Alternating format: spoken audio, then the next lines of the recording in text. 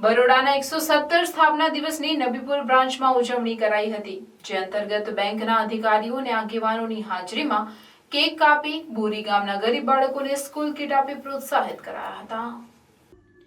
આજથી બરાબર 117 વર્ષ એટલે કે 20 જુલાઈ 1908ના દિવસે વડોદરાના મહારાજા સયાજીરાવ ગાયકવાડે સૌ પ્રથમ વડોદરા ખાતે માંડવી શાખા શરૂ કરીને બેંક ઓફ બરોડાનો પાયો નાખ્યો હતો. ત્યાર પછી તેનો વ્યાપ વધારી દેશ વિદેશમાં તેની શાખાઓ શરૂ કરાઈ હતી. ત્યારબાદ ભારતના તત્કાલીન વડાપ્રધાન ઇન્દિરા ગાંધી દ્વારા બેંકોના રાષ્ટ્રીયકરણની યોજના લાવતા 19 જુલાઈ 1969માં બેંક ઓફ બરોડાનું પણ રાષ્ટ્રીયકરણ કરાયું હતું.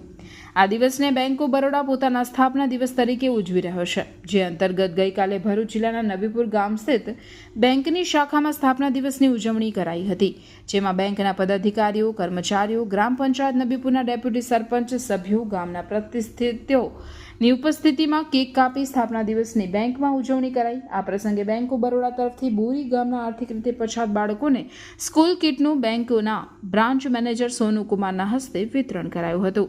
આ પ્રસંગે બ્રાન્ચ મેનેજરે બેંકને સહાય આપવા બદલ સૌ ગ્રાહકોનો આભાર व्यक्त કર્યો હતો.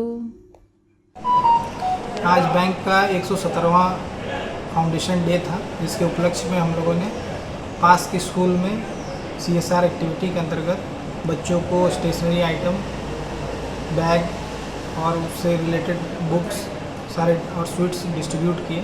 साथ में यहाँ के जो लोकल कस्टमर हैं, यहाँ के जो ग्राम पंचायत के सदस्य हैं, सरपंच हैं, उप सरपंच हैं और जो भी सीनियर सिटीजन हैं, उनको ब्रांच में बुला के उनका अभिवादन किया है और केक कटिंग करवाया है.